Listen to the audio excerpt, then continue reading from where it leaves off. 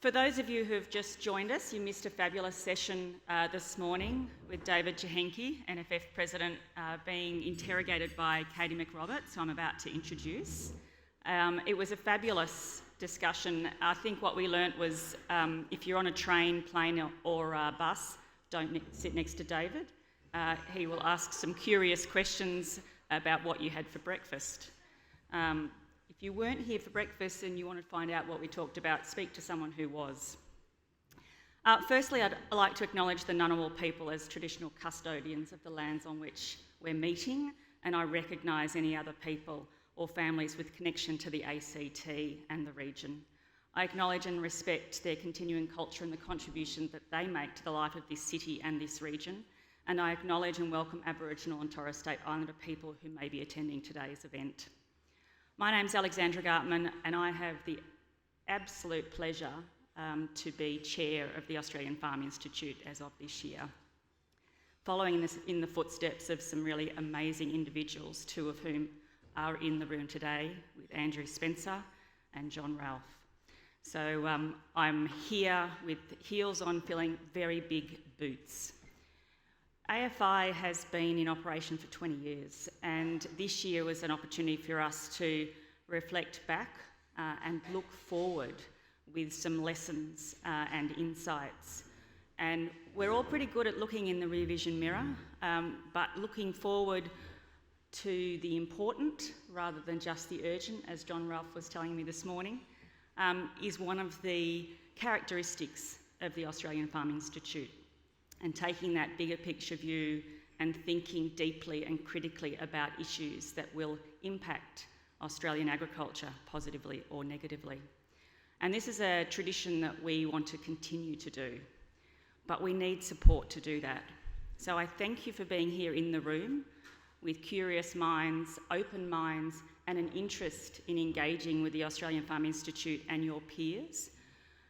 And I ask that you reflect on the impact that AFI has had over the last 20 years and whether or not that impact is big enough, valuable enough to continue to support over the next 20 years. For us, it might be tough over the next couple of years. So I'm asking you to engage today, contribute today. If you think that the AFI has value, then reflect on how you can support us to be bigger, better, continue to look forward and really lead some of the policy and thinking development for Australian agriculture. So, setting that tone to kick off the day and to reflect on the last 20 years and crystal ball gaze into the future is Katie McRobert. Now, Katie has been with the AFI for a number of years, but this year she stepped up into the Executive Director role, and she is absolutely thriving. So I'm looking forward to Katie's first roundtable event that she's designed and delivered in the leadership role. We all know that she was pretty critical before, in prior years, supporting Richard, but this year she's got the helm. So over to you, Katie. Thank you.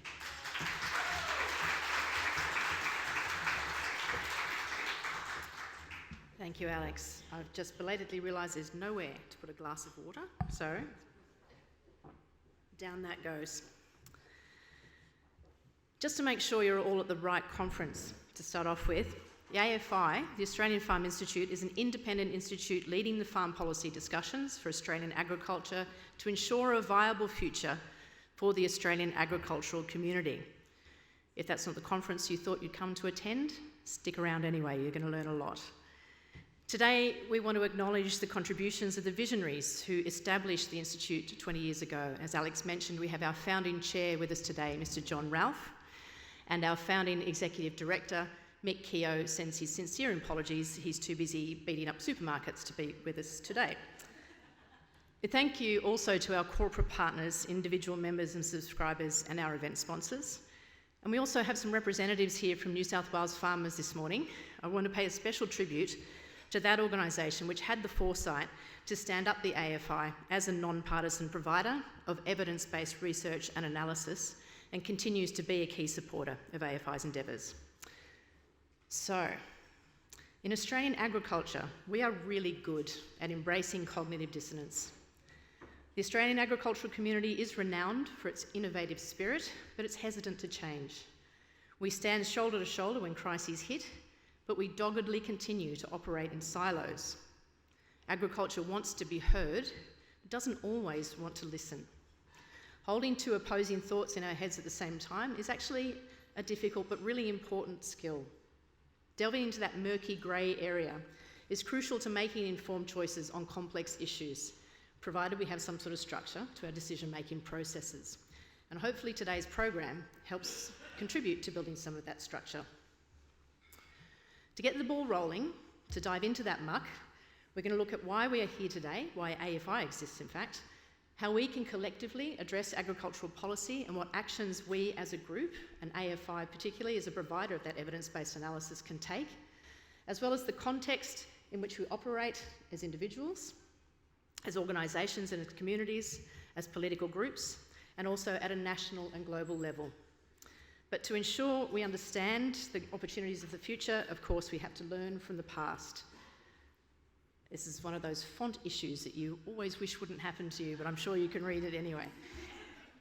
We have to look at the past, so let's start there with a quick Cook's tour of some of the ag policy issues which have captured our past attention, but also are demanding our future focus. So, as I mentioned, the AFI was established by New South Wales farmers in 2004 as a standalone research organisation free from those partisan views.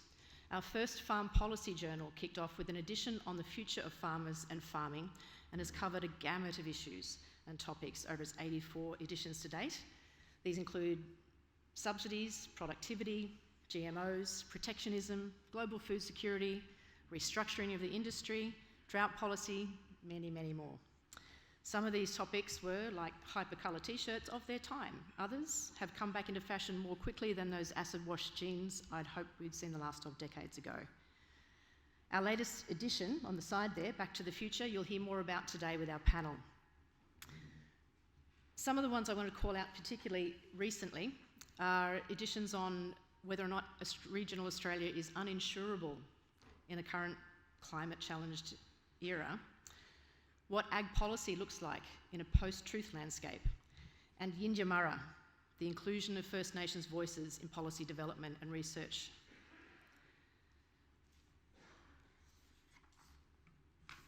Sorry, clicker's a little slow. There we go. Likewise, our research agenda has covered an impressive range of topics, and indeed the Institute's current research agenda includes capturing the value in agriculture's provision of environmental services, the sector's response to climate change, and the impacts of European Union policy on agricultural trade, and all of these were things that we covered back in 2004 and 2005. We also pioneered some of the early analysis on the impacts of greenhouse gas policies on the sector. In fact, it's fair to say that none of those issues from the early days, which included consumer views on animal agriculture, changes in protein demand, growing more with less, the effectiveness of R&D models, that all sound fairly familiar to you. None of them are in our rearview mirror yet. Our current research portfolio, there we go, has been focused on issues determined by our Research Advisory Committee, our Research Fellows Network, our board and our partners, and we're pleased to have some of you here today. So it's important to recognise that AFI, while it's a small core team, has an extended and very strong network of some of the best minds in Australian ag. You can see those big issues up there, but the three I wanted to particularly call out as being ones that are enduring and have endured for 20 years and are likely to continue to challenge us are connecting food security and climate action, the participation of First Nations communities in agriculture, and competition for land and other resources in a low-carbon economy. Some of the work we've been known for in recent years includes risk management, climate policy, development of the Australian Ag Sustainability Framework, the future of agricultural advocacy, and Australia's role in global discussions on ag sustainability policy. And as a trading industry, we are not just trade dependent, we're trade exposed. We're quite vulnerable in that way in some ways as well. This last one is a particularly important issue for Australian farmers to be on top of. So where might our focus be headed next? It's a question we're going to partly address today and also continue to address tomorrow morning in the workshop for those who'll be able to attend. And we'll be looking in more detail with the extended AFI team tomorrow afternoon to help set those priorities for the coming years. We may well be taking some of our cues from AgriFuture's recent report on navigating a future of cross-sectoral forces, which explores a range of plausible futures for agriculture.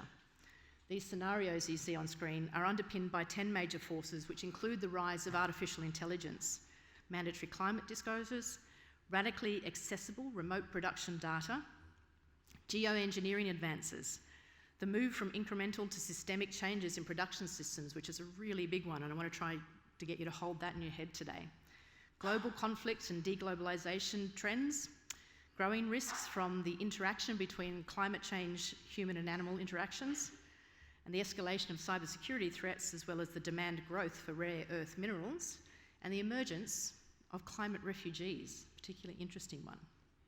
In a similar vein, but with a different focus, CSIRO is undertaking an Ag 2050 project, and this hypothecates 4 evidence-based plausible scenarios for what Australian farming systems could look like in a quarter century.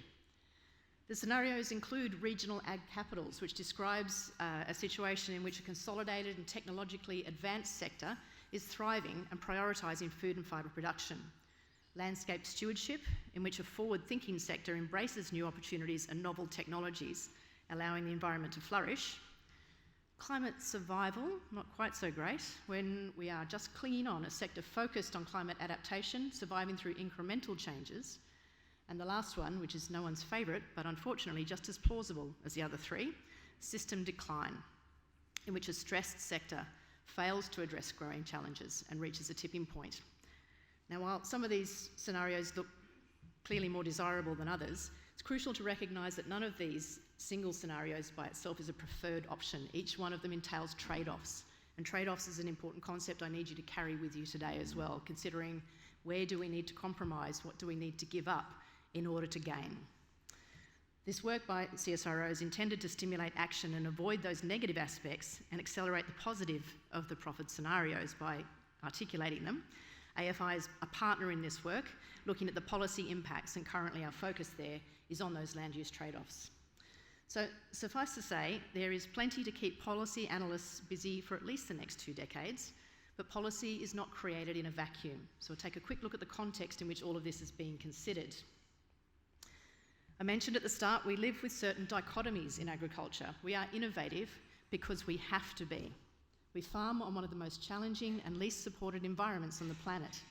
But it is also true that we're reluctant to embrace transformative change. Risk carries great weight in farming systems. Mistakes can impact not only businesses, but landscapes and communities, and certainly individuals. Ageing also exacerbates people's innate resistance to change. The average age of farmers currently sits close to 60 in Australia. It also tends to be quite an individual pursuit. This can strengthen those biases like status quo bias and risk aversion. Understanding these human behaviours and heuristics, things like framing effect, choice overload, decision fatigue, these are really crucial components of developing successful policy.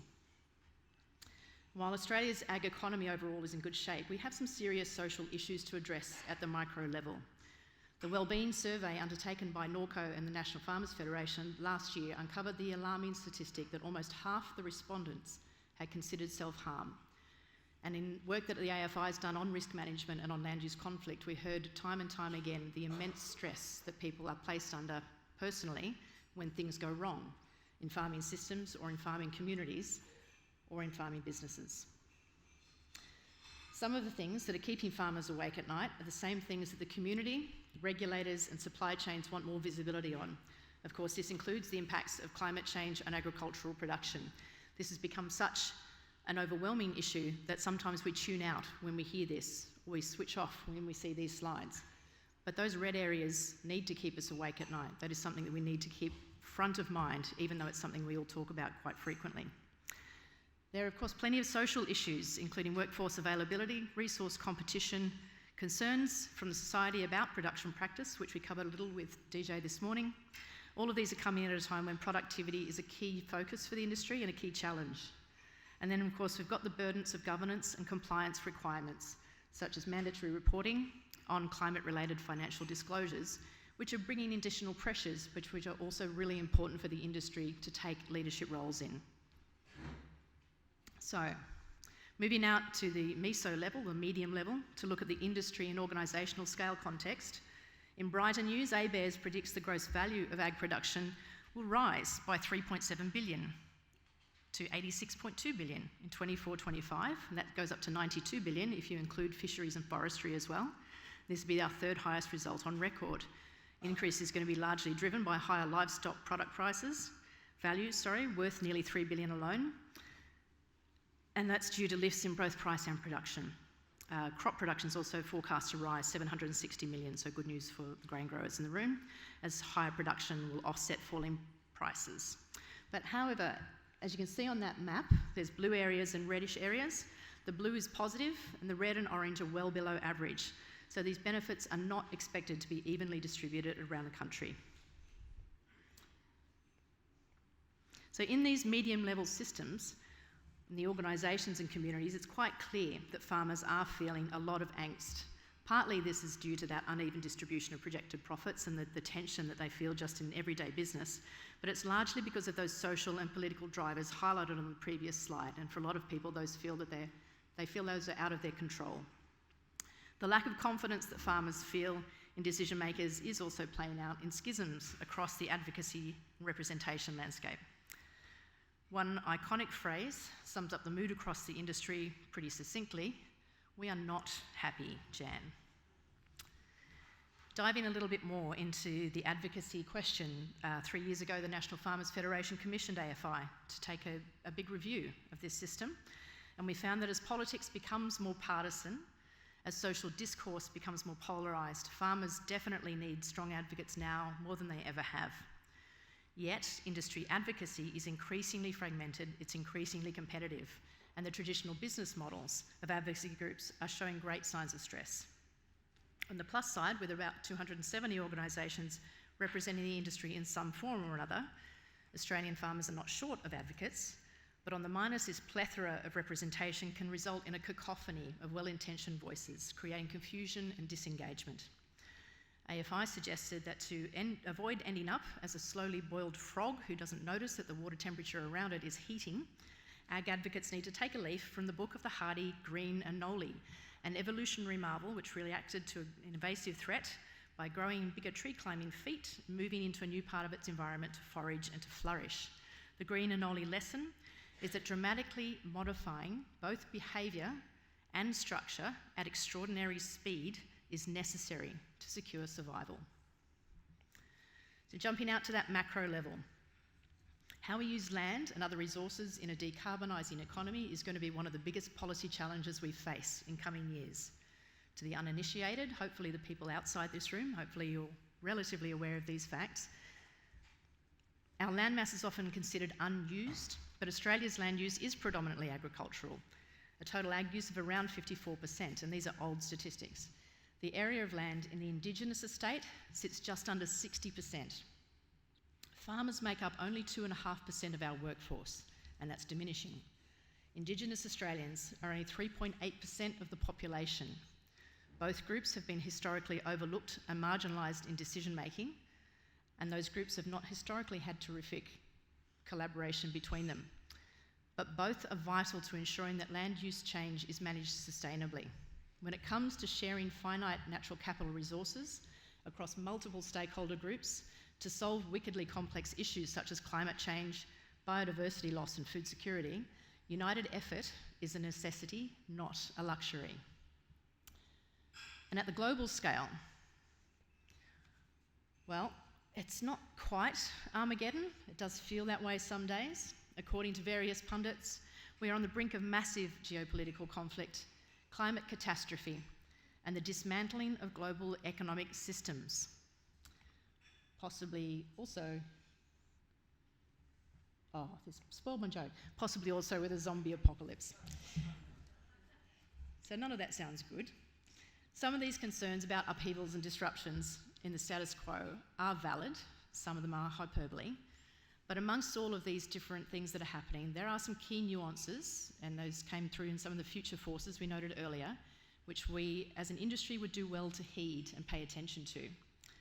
One of those interesting trends is that our future is predicted to be both more green and more grey. more grey as populations around the world are ageing. It's not just the average farmers who are getting older.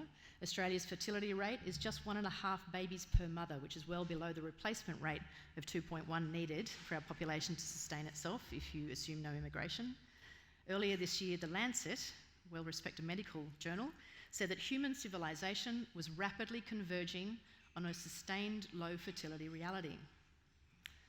We could be more green due to the potential for environmental resource pressure to ease as population growth slows, coupled with an increased focus on corporate social responsibility. If true, these are the kinds of trends which will change, probably in our lifetimes, how we use natural and human capital to produce food and fibre. So we're into the home stretch now. We do indeed live in interesting times. In fact, this has been described as a post-truth era in which appeals to emotion and belief are more influential in shaping public opinion than objective facts. This increasing polarisation of social discourse amplifies our natural cognitive biases. We all do this. When you feel threatened, you look for validation in views that affirm your own. In this environment, people often gravitate towards being factious or predisposed to disagreement, regardless of the issue, or credulous, ready to believe or agree in something without proof. It is up to us, not just the AFI, but the people in this room, to bring balance to agricultural policy and to get comfortable in that grey area. But how can we do this? Trust is a really big part of the equation. In fact, we talk in agriculture a lot about the value of trust. It's really important for us to remember that trust itself is not the goal we should be aiming for, but rather trustworthiness. It's not hard to think of figures on today's global stage who hold people's trust while repeatedly acting dishonourably. To genuinely earn that trust, to become trustworthy, we would do well to heed the words of a well-known philosopher who exhorted us in the 1990s to stop, collaborate and listen. So let's put at least that into practice today. For the people who didn't giggle, that's Vanilla Ice. That was funny. Let's put that into practice today. Put your phone away if you can. Be present. Listen to the collective wisdom and experience in this room. Consider what changes we need to make, what changes you might need to make personally.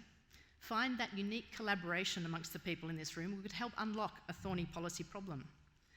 By leading farm policy discussions, the AFI plays a vital role in promoting non-partisan evidence-based policy discussions which could maximise farmers' economic and social well-being, but we can't do this alone. Your contribution to the effort is vital. So I'm finishing with this photo for two reasons. This is one of my favourite views, looking across to my neighbour's place at Ungary in the middle of New South Wales. My neighbours are small-scale farmers who've lived in the region all their lives. They are excellent stewards of their place. They would never label themselves sustainable. They raise delicious dexters, they run some sheep and some chooks, they cut a lot of hay. They don't give much thought to policy. They're too busy working on the farm and working off the farm to keep it going, and they're constantly spending what might be called free time by other people in helping out their friends and neighbours. It's beholden on us, those of us with the interest, the capacity and the influence to take action on ag policy to ensure a viable future for Australia's farmers, especially the farmers who are mowing my lawn while I stand up on stages doing things like this. And the second reason for ending with this image is for the rather obvious but neat visual metaphor for today's activities, probably for the AFI overall, about lines of sight, about lines on the horizon, about fogginess. I'll let you frame that up in your own words so I don't fall into cliche. But thank you for your attention this morning.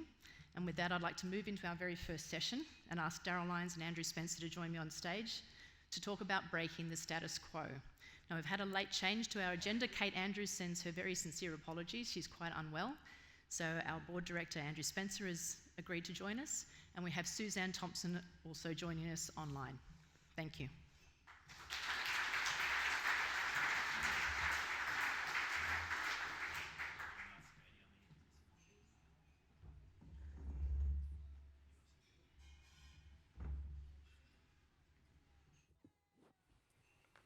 Actually, we might move so we can see Suze a bit better. Suze, we're just going to move so we're not sitting in front of your face. Oh, that's okay. Do you want me over there? Or? Well, I feel like we've left you now, Darryl. How's that? All right, I've run out of talking because I didn't drink enough water. So rather than introduce you each, I'm going to ask you all to introduce yourselves. Suzanne, can I start with you? Could you introduce yourself, please, to the people in the room? Yeah, sure. So, Buro Mikani, Ningi Kumbi, Gachu Gaia. My name is Suzanne Thompson, and I'm sitting here from my traditional lands, and I'd say it's a good day today, Inangi country in central Western Queensland. I wear various hats, but today I'll be sitting here representing Yachatdac, the organisation which I founded and established on behalf of our Inangai people around restoring and acquiring our properties back and restoring our country out here in central Western Queensland. So thank you. Thanks, Suzanne. Darryl. Yeah, hi everyone. Thanks for the invite. My name is Darryl Lyons. I'm a proud Marrawali man. I'm from Cairns, so I'm feeling a little bit cool here this morning. But yeah, I wear a couple of hats as well. I got a First Nation startup called Rainstick, which is quite innovative, where we're trying to use some of our traditional knowledge in helping a more profitable, sustainable solution for ag. Also, I sit on the Caring for Country committee with Ag 2050, and then run a couple other First Nations events I'd love to talk about. So thanks for the invite. Thank you, Darryl. And our ring-in, Andrew Spencer. Yeah, happy to be here, Katie, at short notice. So, yeah, my name's Andrew Spencer. I'm a former chair of the AFI. I'm still a director. I'm the chair of Sheep Producers Australia. I'm a former board member of GRDC, Grains Research and Development Corporation, and the former CEO of Australian Pork Limited for 14 years. So, been around Australian agriculture for a long time with various responsibilities. Thank you. So we wanted to start the session, we'll start today's sessions, I guess, with a bit of a challenge to the people in the room to step out of our comfort zone mentality. It's very easy to come along to conferences or roundtables like this and soak things up and to listen, but not so much engage on some of the more difficult or unusual things that we could talk about.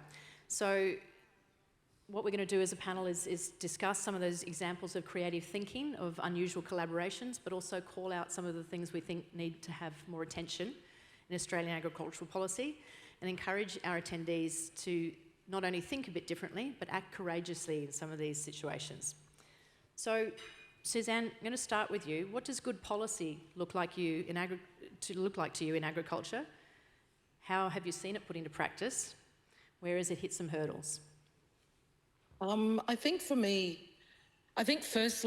one of the things that we need to acknowledge, which I always acknowledge, is the endurance that my ancestors, I suppose, for many millennia have paved their way through, but also in understanding this harsh climate that we live in here in Australia and those practices. So when we're thinking about, I think, our ancient Indigenous lenses, and we're thinking about the decarbonisation and how we play a part in, resetting the world globally and where Indigenous knowledge sits there. I think for myself, when I sort of have a look at policies and where we fit, it takes me back to sort of, I suppose, my life's journey of the past 50 years of observing as an Indigenous person the relevance of us within this society and the value that we place on Indigenous knowledge. And I think those are the things that we need to consider if we're thinking about moving, and into this space, in particular in a respectful way of understanding, but I think appreciating, what Indigenous people did for many millennia when it came to their land management practices. When we think about, the country being, pristine, in the sense of parklands, when we think about the early explorers in their diaries, we think about the relationships that were forged, and there's some really beautiful stories that we hear. There are also some very harsh stories that we hear, but I think we need to, tap into and seek out some of those truths with some of the positive stories of Indigenous partnerships when it came to learning how to manage country. And I know out here I've been witness to as a young girl watching my old people, whether they were doing fencing for you know, the old dog fences, as they call back in the day, to my great-grandfather and what they did, or dingo scalping, or whether they did burr picking. But there was always their shared participation when it came to Indigenous or land management here in Australia. Thanks, Suze. Darryl. Thank you. Tell us a little bit about your enterprise and how you're doing things differently to try and engage different kinds of partnerships and collaborations. Yeah, I guess my journey started off my grandfather lost his farm with drought, and then took a while for my dad to come back. That was always his dream, to have a farm. Lucky enough, I'd kind of left and didn't grow up on the farm, or unlucky. He's now affected by a lot of things, and he's about to sell his farm. The challenges are going forward with climate change. We were trying to get my nephew to take on the farm, but that didn't really work out. So, and probably a decade ago, I really started exploring my Indigenous heritage.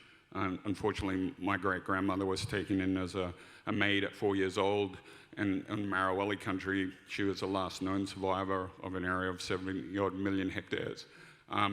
So since I've gone back out there and reflected on my grandfather's and dad's journey, and reflected in agriculture, we don't have that traditional knowledge and understanding of how country works in probably our current ag system. So my Mbamba are known as a rainmaking tribe. We tried to influence the system in the First Nations grain belt to grow our grain. We were out there for a long time. So when the settlers come through, they even called on the last Rainmaker to come and perform ceremony to bring that in. And the last known record was in 1914, where the Bullywushi mayor had to bring the Rainmaker back to stop the rain because he brought in the floods. So I kind of look at that and go, well, hang on, there's evidence even back in the early settlers of looking at that traditional knowledge. Why isn't that prevalent in our system when we've got all these challenges? So I guess I've taken on that. I wish I had that rainmaking skill. I'd be a pretty popular man, I reckon. So I've been in ag tech for a while, so I've combined with my co-founder to build some tech to create those electric fields and treat seeds to actually influence natural biology to grow bigger and faster and more sustainably. And your involvement with the Ag 2050 project, I guess, is giving you some window into how some policies are informed by the research that is undertaken. How do you think we can do better with including Indigenous and agricultural views in the formation of these kinds of policies? And Suze, I might throw that over to you after Darryl as well. I just think it's a huge opportunity, and I don't think it's really being looked at. When you look at the figure you said around our land mass that is held by First Nations people, I guess that asset's not really utilised in a way that benefits those First Nations communities. So I feel that's a really opportunity to build on those skills of those traditional knowledge, what Suzanne's mentioning as well, to have a much more sustainable production system. So how do we put research and opportunity into bringing that knowledge in to take that forward? And I think there's a global need and opportunity to do that. So I'd love more work in that area. Yeah, you're right, Darryl. And I think, for centuries, Indigenous people around the world, and these are some of the things I think that we need to start to, I think, listen to, and I know for our mobs, we had a very sophisticated practice, but that practice that we had was about understanding the very design of country. And one of the things that I think that I can be really proud of is being the custodian of a very important rock art site here in central Western Queensland on the coastline of the ancient inland sea that houses our whole Seven Sisters law story. But it's, there's a meteorite on there that depicts the extinction of megafauna around that first sunrise after that. Or there's a plesiosaurus etched on the wall that tells us that humans seen that and were able to capture that. Or there's the star systems and the constellations and the Milky Way talking about the galaxy clouds and the practices. And these are those practices and things that we talk about when we're talking about a continuum of Indigenous knowledge through the centuries, the many, many millennia. And what is it that we're bringing through? And I think then in the work that, for myself, and ensuring that, we have very strong leadership and understanding of Indigenous practices is how we reset Australia and how we govern that. And that comes back to understanding those watersheds and those bioregional structures that formed then what we call our society of governing. So I'm part of the Lake Eyre Basin.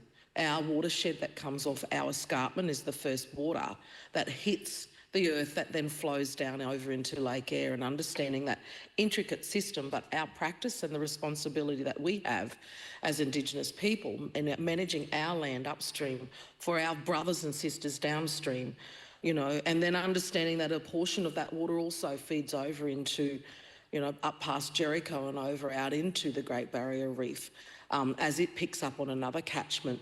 And it's that knowledge, because of our law and our songlines and those teachings that we did through the ceremonies. And I think then it comes back to then understanding too why the existence of rainmaking ceremonies happened within certain areas and those particular practices. But this comes to then our springs, the importance of our springs and our waterways, which are crucial when it comes to these sorts of ceremonial practices to call in rain.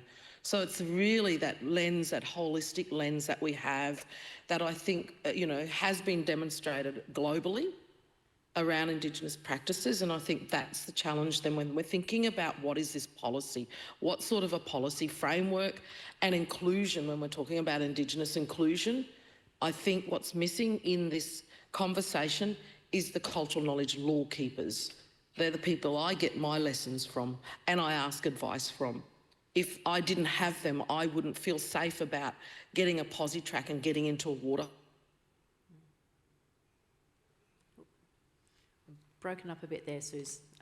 Hopefully that connection comes back again soon.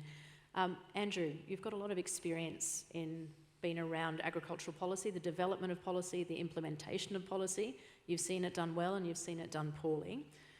What does good policy formation and implementation look like to you? Yeah, I guess the existence of the AFI is in some ways a recognition of the policy process itself, and the first step in the policy process is the creation of evidence, which is your policy research, which is that niche that the AFI fits into. And that part of the policy process doesn't always work well. I hope it does with respect to the Institute, but in a more general sense, some people jump straight to the second step, which is policy development without the evidence, and that can be a problem for quality. And there's something also I think that people gets forgotten a little bit too much, and that is good policy and good policy development. The first hurdle it will always, from our context, it will always have to pass, is that it has to be good policy for Australia. It doesn't matter what your interest group is. That's not the same as saying it has to be good policy for every Australian, but it does have to be good policy overall, and that's where the complexity, some of those issues we've already heard this morning, really comes in, because you do have an enormous number of different interests and interest groups and definitions of what is good, I guess. So there's enormous complexity there. The process I can describe can be made to sound very simple, but of course the complexity lies underneath. And of course the third process is what you were talking to DJ a bit this morning about, which is advocacy, which I think is a bit circular in the way it's evolving. It used to be a lot of table thumping, you referred to. It's a term I like to use. I think we went into a period where there was a lot more collaborative advocacy with government, side-by-side type partnership round table. But then perhaps due to reasons of social media, 24-hour news cycles, we are seeing a much more populist approach to communication with the community, and that has caused policy development sometimes to follow that more populist approach, and now we're back to table thumping in some cases in terms of our form of advocacy. So for me, if we can look at those sort of three major steps of the policy process, understand where we are, and understand that there's enormous complexity in there, and that there's the way evolution works to change that as we go along. Thank you. We will have some time for questions at the end of this session, so if I can just get the AV guys to put the Slido code up on the screen. We'll just try not to look into the light as you do that. You can use the QR code to zoom in on Slido. You can also just go to slido.com and type in Walking the Talk 2024. But for those who are feeling like they're very comfortable with the status quo and prefer the old-fashioned way, we will have microphones walking around the room as well, so you can just wave your hand at any time soon. Just giving everyone a moment to do that. So hopefully we can get Suzanne back online. I know the connection wasn't particularly good there. We've talked a bit about what good policy might look like. Have you had a bit of a think, either of you, about how we in agriculture, or us individually, or us as organisations, might be unintentionally contributing to the problem? This is a really important tenet of systems thinking, that to be able to fix things, to be able to develop effective solutions, you need to step away from what you're involved in to consider where you might be actually intervening in a way that is not as constructive as you think, and you might be unintentionally perpetuating problems. Where do you think, Andrew, that we might in agriculture be unintentionally contributing to some of these ongoing policy challenges? The world I live in, apart from the Institute, is declare an interest. I'm the chair of Sheep Producers Australia. It's a representative body, so we're into the advocacy and policy development space. Those types of bodies, and I'm sure DJ and Fiona and others in the room know exactly what I'm talking about when I say that there always has to be a mix of being a great follower and representing your constituents. And then the harder part is being a great leader and taking your industry and the participants in it forward. And if you don't get that mix right, you tend to be operating in an environment that's one way or another over time not sustainable. So that mix, I think, and getting that right is where sometimes we have the potential to be acting in a way that makes our lives harder, not easier. And it is actually harder to be that leader and to have the courage and the boldness to take your industry in a new direction, much against some of the more traditional practices perhaps that have gone on farms, for example, especially when to do so these days, particularly how communication works, social media, etc., it seems that there's more risk in being a leader than there is in keeping your head down and perhaps being more amenable to the thoughts of your core constituents. So that's that mix that is so important for us in agriculture to get right for our future, and that's where sometimes we can misstep. Thanks. Darryl, how do you think we might be unintentionally contributing to some of these ongoing problems? I think, you know, we've all got our own biases, and we're head down, we've got plenty of fires to fight, so, and we're head down trying to tackle those. So I think, you know, trying to bring in a little bit of diversity and other thinking and being open to that is a good step forward. Thanks. And I'd reflect from my own perspective too, that my own unintentional contributions are that I'm always busy. And because I'm so busy, I'm busy doing the things that might be making things worse and not giving myself time to step back from a problem. And that can just be at a micro level in what I'm doing on any given day, but also at that larger macro level, and making sure that you are listening to people, that you're taking the temperature of everyone you work with in your wider stakeholder group. I think that's really important too. Can I just give a quick example of that? Please.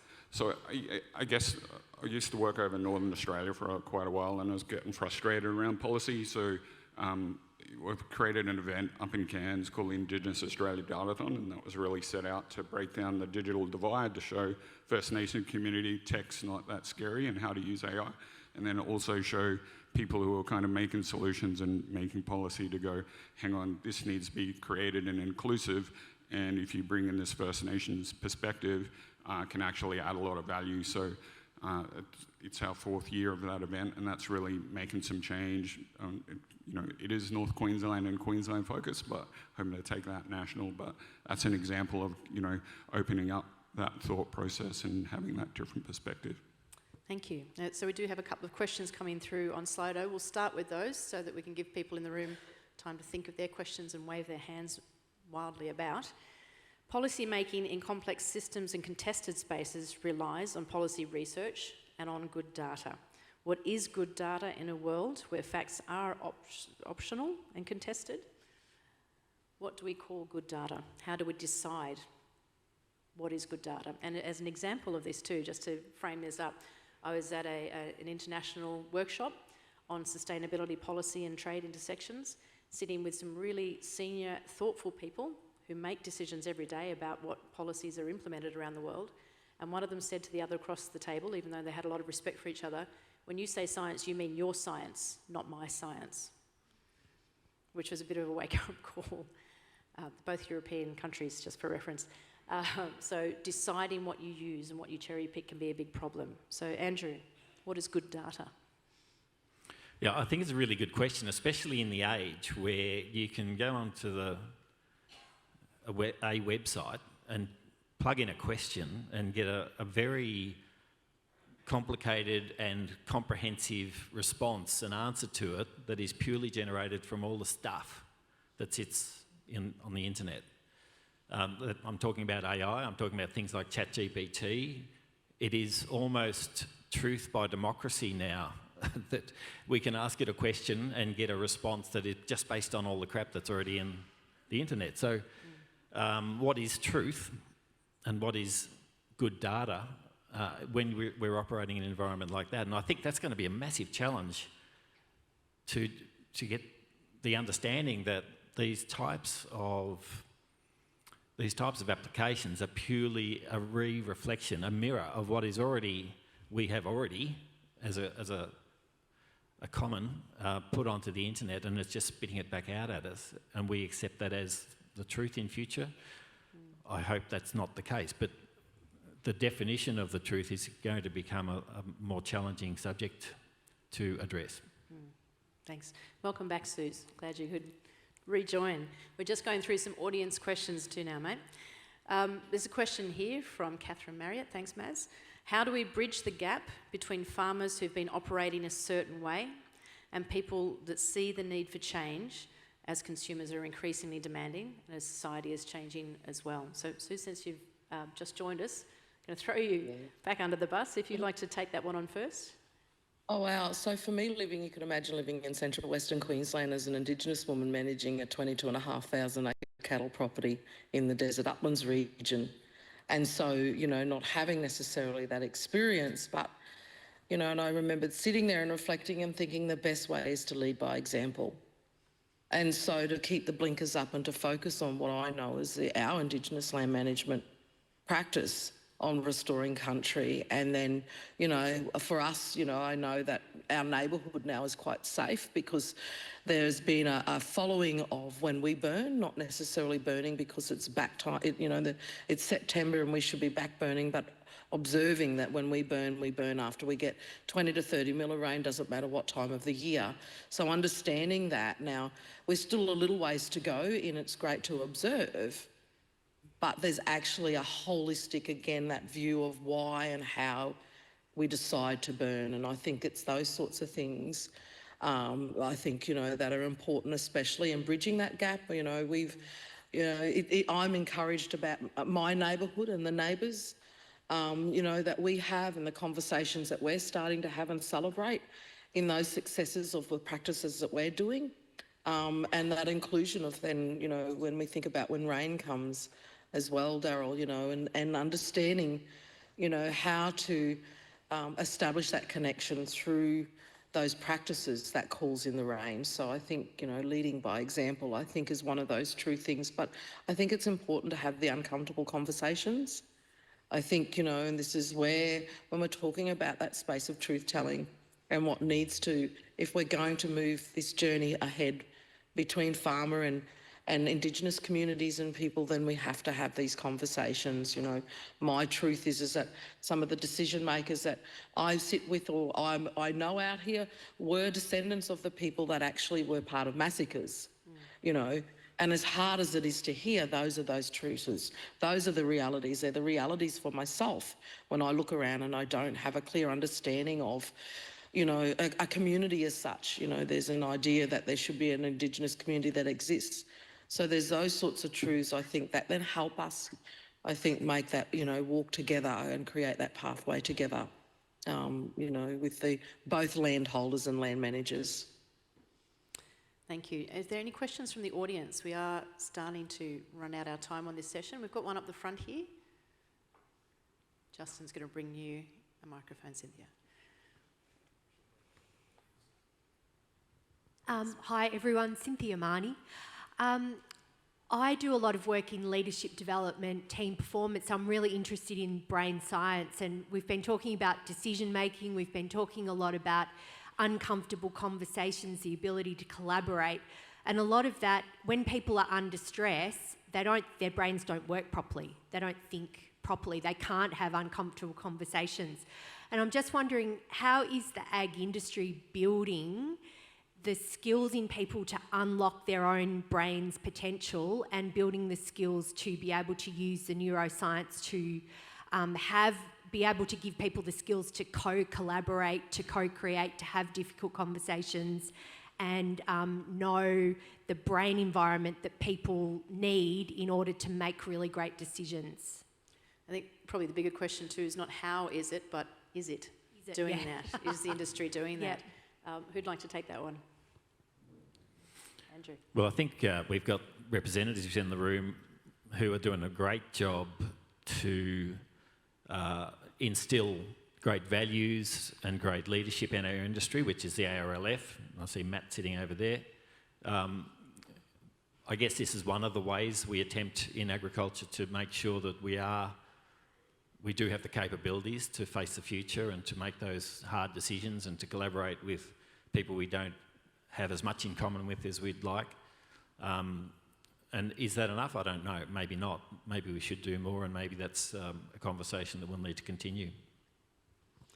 Darryl, have you seen any examples of people actually focusing on this kind of behaviour change and nudging? No, not really. So not much to add there, sorry. Yeah, well, that's a gap then that we've identified, which is good. Well done. We'll just take a couple more questions before we move on to the next session.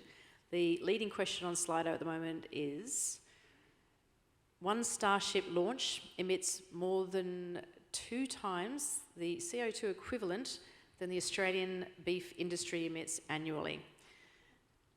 Should agriculture be the solution for other people's pollution? Are we looking in the wrong direction? Are we using our creative brains to tackle the right problems?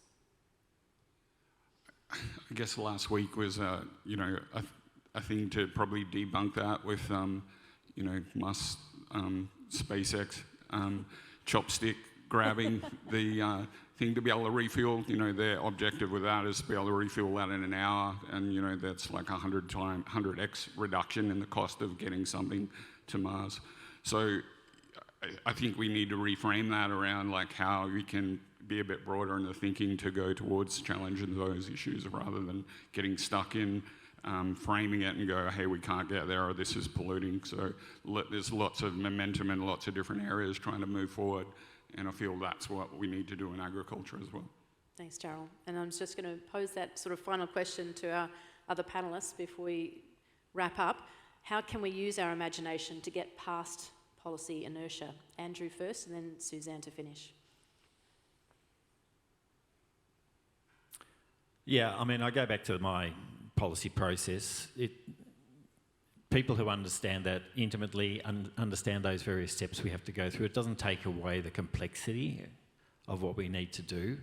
I think a lot of the policy inertia comes from the world we live in the 21st century, and I mentioned social media, I mention it again. Social media is a force that is very polar. It's black and white. It tends towards loving something or hating something, and it misses a lot of the nuances of life. And we have to fight back against that, I think, because life is full of nuances, and so is good policy, and so is how it's developed. So recognising that, moving away from the sort of it's good or it's bad type thinking in the community, and being prepared to have that much more nuanced view, I think that's what we have to advocate and what we have to promote for a better future. Thank you. Suzanne, how can we use our imagination here? We've lost your sound. I've got it, sorry, I'm muted.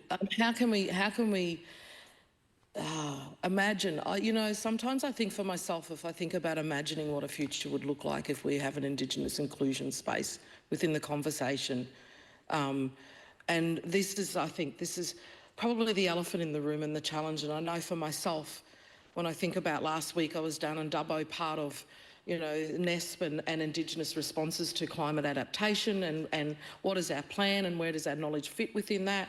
The week before that at the Nature Positive, Global Nature Positive, event, and still wondering where we fit as Indigenous people in this space and this knowledge. The thing I think we still got to look at, and if we're brave enough again, we've got to stop to think about creating something new because it's a great new idea that's happening overseas somewhere. It's frightening to think about the things that are coming ahead for us if we don't stop to think and not be, I suppose, driven by social media that influences the way we think.